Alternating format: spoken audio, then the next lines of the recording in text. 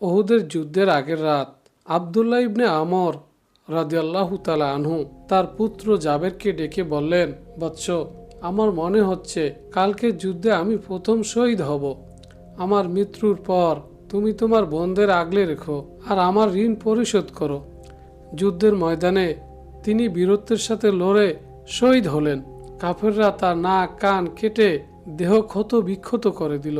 জাবের রাদিয়াল্লাহু তাআলা আনহু যখন পিতার লাশের সামনে দাঁড়িয়ে অজরে কাঁদছিলেন, তখন রাসূল সাল্লাল্লাহু আলাইহি ওয়াসাল্লাম এসে এক অকল্পনীয় সত্য কথা জানালেন। তিনি বললেন, জাবের, আল্লাহ কারো সাথে পর্দা ছাড়া কথা বলেন না, কিন্তু তোমার পিতার সাথে তিনি সামনাসামনি কথা বলেছেন। আল্লাহ তাকে জিজ্ঞেস করেছিলেন, তোমার কি চাওয়া? তিনি উত্তর দিয়েছিলেন, হে আল্লাহ, আমাকে দুনিয়ায় ফেরত পাঠান, আমি আবার আপনার পথে শহীদ হতে চাই। মানুষ কেবল দেহ সর্বস্ব নয়, আত্মার তৃপ্তি আল্লাহর সন্তুষ্টির মধ্যেই নিহিত। দুনিয়ার ঋণের মতো দৈহিক প্রয়োজন মেটানো যেমন জরুরি, শাহাদাতের মতো আত্মিক উন্নতিও তেমনই কাম্য। আল্লাহর প্রদত্ত পদ্ধতি আত্মার উন্নতির একমাত্র সঠিক পথ। মক্কার সবচেয়ে সুদর্শন এবং ধনী যুবক ছিলেন মুসআব। সবচেয়ে দামি সুগন্ধি রেশমি পোশাকে তিনি সুসজ্জিত থাকতেন। ইসলামের আহ্বানে যখন তার আত্মার খোরাক খুঁজে পেলেন, তখন মায়ের অঢেল সম্পদ আর বিলাসিতাকে তুড়ি মেরে পায়ে ঠেললেন। ওহুদ যুদ্ধে যখন তিনি শহীদ হলেন, তখন তার দেহে ছিল মাত্র একটি ছোট চাদর। পা ঢাকলে মাথা বেরিয়ে যাচ্ছিল আর মাথা ঢাকলে পা। এক সময় রাজপুত্র মুসআবকে ঘাস দিয়ে ঢেকে দাফন করা হলো। রাসূল সাল্লাল্লাহু আলাইহি ওয়াসাল্লাম তার লাশের পাশে দাঁড়িয়ে চোখের পানি মুছলেন এবং বললেন, মক্কায় তোমার চেয়ে দামি পোশাক কাউকে দেখিনি, আর আজ তোমার কাফনটুকু পূর্ণ নয়। জড়বাদী সভ্যতার চাকচিক্য আত্মার পিপাসা মেটাতে পারে না। আত্মশুদ্ধি ও ঈমানের স্বাদ মানুষকে জাগতিক মোহমুক্ত করে তোলে। ইসলাম দেহ ও আত্মার মধ্যে ভারসাম্য বজায় রেখে জীবনের চরম সার্থকতা শেখায়। আবু দারদা রাদিয়াল্লাহু তাআলা আনহু সারা রাত ইবাদত করতেন আর সারাদিন রোজা রাখতেন। তার স্ত্রী খুব জীর্ণ অবস্থায় থাকতেন। একদিন ভাই সালমান ফার্সি রাদিয়াল্লাহু তাআলা আনহু তার বাড়িতে বেড়াতে এসে এই অবস্থায় দেখে অবাক হলেন। তিনি আবু দারদাকে জোর করে খাবার খাওয়ালেন এবং বললেন, রাতে ইবাদত করতে বাধা দিয়ে ঘুমানোর নির্দেশ দিলেন।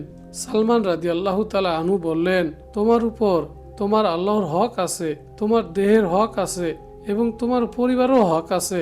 প্রত্যেকের হক আদায় করো। পরে রাসূল সাল্লাল্লাহু আলাইহি ওয়াসাল্লাম একথা শুনে বললেন, সালমান ঠিক বলেছে। এই ঘটনা প্রমাণ করে যে ইসলামে সংসার ত্যাগী বৈরাগ্যের কোনো স্থান নেই। আত্মার উন্নতি করতে গিয়ে দেহকে কষ্ট দেওয়া, অবহেলা করা ইসলামের পথ নয়। দেহ ও আত্মার সমন্বয় হলো ইহসান বা প্রকৃত আধ্যাত্মিকতা। এক অন্ধ সাহাবী আব্দুল্লাহ ইবনে উম্মে মাকতুম, তার দুই চোখ ছিল দৃষ্টিহীন, কিন্তু তার অন্তরের চোখ ছিল ওহির আলোয় উদ্ভাসিত। তিনি যুদ্ধের ময়দানে যেতে চাইতেন, কিন্তু অক্ষমতার কারণে পারতেন না। যখন কোরআনের আয়াত নাজিল হলো যে মুজাহিদও ঘরে বসে থাকা লোকের সমান নয়, তখন তিনি কেঁদে আল্লাহর কাছে আরজি জানালেন, হে আল্লাহ, আমি তো অন্ধ, আমার উপায় কি? এই ব্যাকুলতায় আল্লাহ আয়াতের বিশেষ অংশ নাজিল করলেন। অক্ষম ব্যক্তি ছাড়া তবুও তার আত্মার তৃপ্তি হতো না। কাদেসিয়ার যুদ্ধে তিনি পতাকা হাতে নিয়ে অটল দাঁড়িয়ে শহীদ হলেন। তার রক্তে রঞ্জিত দেহ প্রমাণ করল তার শক্তি চোখের জ্যোতির চেয়ে প্রবল। অহিলব্ধ জ্ঞানী মানুষকে জীবনের দৃঢ় বাস্তব ও হতাশা থেকে মুক্তি দেয়। আত্মিক উৎসর্গ মানুষকে অতি মানবীয় সাহসিকতা দান করে। শারীরিক সীমাবদ্ধতা কখনো আত্মিক সফলতার পথে বাধা হতে পারে না। কারণের সম্পদ ছিল অকল্পনীয়। তার ধনাগারের চাবিগুলো বহন করতে একদল শক্তিশালী মানুষ লাগতো। মানুষ তার জাকজমক দেখে আফসোস করে বলতো, আহা, কারণের মতো সম্পদ যদি আমাদের থাকতো। কারণ মনে করত তার এই সম্পদ কেবল তার নিজস্ব মেধা ও প্রচেষ্টার ফল। সে আত্মার প্রয়োজন ও আল্লাহর হুকুমকে বৃদ্ধাঙ্গুলি দেখিয়েছিল। অবশেষে আল্লাহর গজব নাজিল হলো, মাটি ফেটে গেল এবং কারণকে তার বিশাল অট্টালিকা ও সম্পদ সহ মাটির নিচে ধসিয়ে দেওয়া হলো। যারা গতকাল তার মতো হতে চেয়েছিল তারা ভয়ে শিউরে উঠে বলল, আসলে ধন সম্পত্তির সফলতার মাপকাঠি নয়, জড়বাদী সভ্যতা বা কেবল দেহের চাহিদা মেটানোর ধ্বংসের মূল কারণ। বস্তুবাদী সফলতার পরিণাম কখনোই শুভ হয় না যদি তাতে আত্মার খোরাক না থাকে। অতীতের ধ্বংসপ্রাপ্ত জাতিগুলোর ইতিহাস থেকে আমাদের শিক্ষা নেওয়া উচিত।